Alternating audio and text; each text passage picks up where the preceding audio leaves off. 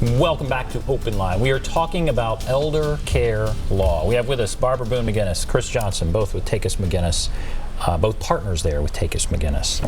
And some good calls. We've had Absolutely. some, appreciate people calling in, some good questions about real life situations, and this is a great opportunity to get some of those answered. But you all are both working on something about 10 things you need to know now. Yeah, so what is that, and what is now for people? Well, like, is this when you're 50 or 70 or 30? What is the now? Well, again, we're back to a continuum. It depends on where you are in your life, and you know the little adage about when's the best time to plant a tree.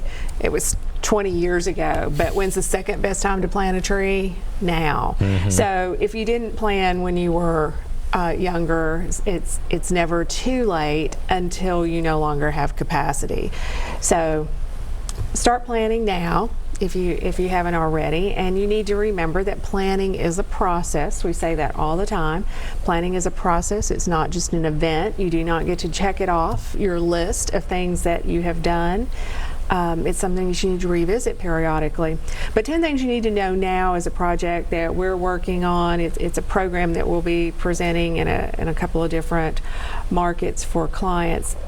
Number one thing you need to know now is that, and we've illustrated it several times in several calls tonight, your will may not be your most important document. These powers of attorney being well crafted, well thought out, trustees picked with great consideration, and these fiduciary agents. So your will is not your most important document, for sure. Mm-hmm. Absolutely. Okay. And you'd already mentioned conservatorship, so that's another one of them. That is, and conservatorship is exactly as I described before. It is literally taking someone's legal rights and stripping them away and giving them to another person. I put it, the example I use with clients that they, I think, understand pretty cleanly is, it's like when you're using Microsoft Word and you have like the highlight function and you can copy and paste, and that's what I liken a power of attorney to, because a power of attorney, it helps them act on your behalf, but both people can act. But with a conservatorship, you're cutting and you're pasting.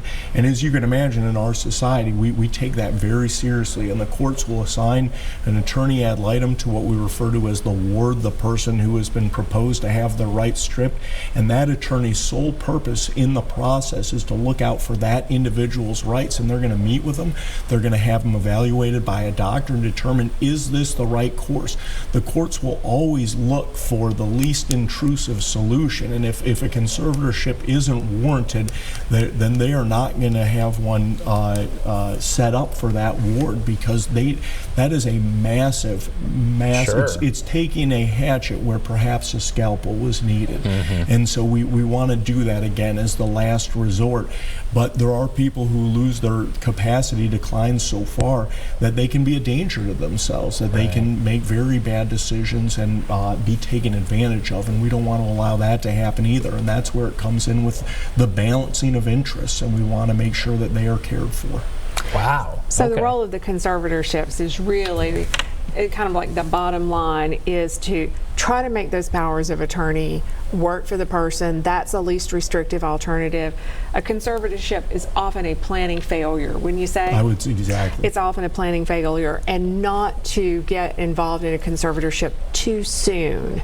Right. Right. You know, it is a last resort. That's a nuclear option. Absolutely. Let's go to Miss Jones, who is on the line. Hello, Miss Jones. Hello. What is on your mind? I want to ask a question. Is this against the law for you to have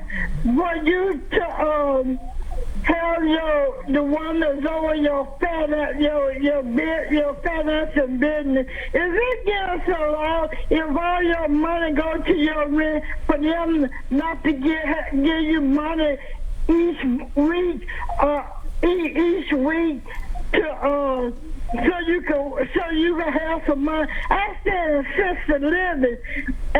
One of my daughters over my family, over all of my business, products and business, but I need some money while I'm here, because a emergency can come anytime. Right. And she might not make it here for me to to need the money I need it for.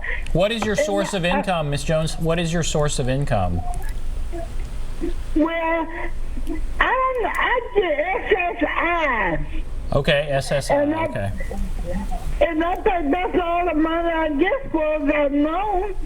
All right, I understand your question, so let's talk about it. Ms. Jones, thank you for calling in. I feel like she's maybe in assisted living, and she is concerned that all of the money she's getting in is going to rent, and she doesn't have money to buy things and just live. Right. What do you think there? All of her money probably is going towards rent, so that, and SSI has some very particular rules about how that money can be used. Doesn't mean that she can't have any money, but first of all, an SSI is a very limited benefit. It's a supplemental security income, and it is supposed to be used for shelter and food. So we're talking about less than $1,000 a month in income there. Assisted livings are probably going to be much more than that. May just not be a lot of discretionary money available for the daughters to give her. Surely they can come up with something out of their, but the rules are going to be very tight. It's just a tough situation. Yeah. I mean, it really is. That's the reality of what these things cost now. I mean, I bet what she is feeling is not uncommon. Oh, I bet it's not either. That loss of control, feeling like you're just at, well, because she feels like she should have some money where she can go pocket buy money. Whatever, and that's not happening. Right. But you're saying it's not that. And she may not need a lot of money in assisted living. It's just something that as adults we're very used to having pocket money, and it's certainly a right of hers to have some pocket money. Whether she needs to have money in the facility might be a different question. All her food's going to be provided. Her activities are going to be provided.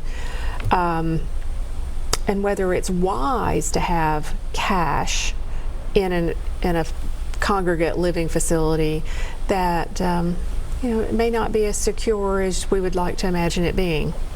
Well, Ms. Jones, I'm glad you called in and shared that, because I know there are other people who have the same feeling. Thank you for sharing that. We're going to take a break. We'll come back. Be back right after this.